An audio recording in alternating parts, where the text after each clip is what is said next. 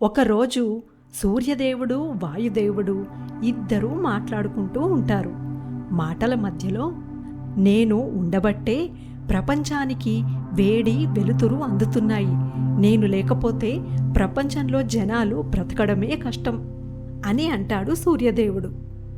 నేను ఈ ప్రపంచానికి గాలిని అందిస్తున్నాను, నా వల్లే ప్రపంచంలోని జనాలు బ్రతుకుతున్నారు అని అంటాడు వాయుదేవుడు. ఈ ప్రపంచానికి వెలుతురును ఇచ్చేది నేను లేకపోతే లోకం చీకట్లో మగ్గిపోతుంది, పైగా ఈ జనాలకు వేడినిచ్చి శక్తినిచ్చేది నీకంటే నేనే గొప్పవాడిని అని అంటాడు సూర్యదేవుడు. శక్తి కాదు, అసలు ఈ ప్రపంచానికి ఊపిరి అందించేవాడినే నేను లేకపోతే ఒక్క క్షణం కూడా జీవరాశి బ్రతకదు, కాబట్టి నీకంటే నేనే గొప్పవాడిని అని అంటాడు వాయుదేవుడు. అలా వారిద్దరి మధ్య గొడవ చిలికి చిలికి గాలివానవుతుంది. సరే అయితే ఇద్దరిలో ఎవరు గొప్పవారో ఇప్పుడే తేలిపోవాలి అని అనుకుంటారు ఇద్దరు.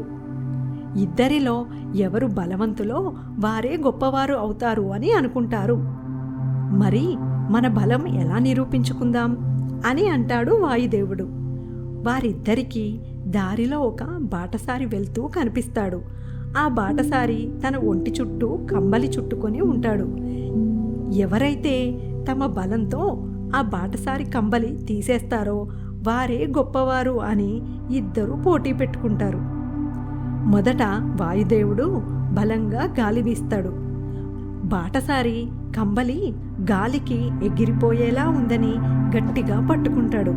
వాయుదేవుడు ఇంకా బలంగా గాలి వీస్తాడు. బాటసారి కంబలి ఎగిరిపోకుండా రెండు చేతులతో పొదివి పట్టుకుంటాడు. ఎంత బలంగా గాలి వీస్తే బాటసారి అంత గట్టిగా కంబలి పట్టుకుంటున్నాడు. ఇంకా తన వల్ల కాదని వాయుదేవుడు ఒప్పుకుంటాడు. బలంతో బాటసారి కంబలి తీయలేనని అర్థం చేసుకుంటాడు సూర్యుడు. ఇంకా తను ప్రయత్నిస్తానని సూర్యదేవుడు మెల్లిగా తన వేడిని పెంచుతాడు.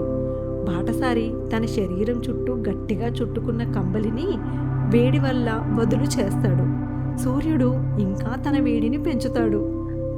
వేడికి చెమటలు కారుతున్న బాటసారి ఉక్కపోత భరించలేక కంబలిని తీసేస్తాడు. బలంతో కాకుండా బుద్ధితో బాటసారి తనంతట తానే కంబలి తీసేలా చేసిన సూర్యదేవుడే గెలిచాడని వాయుదేవుడు ఒప్పుకుంటాడు.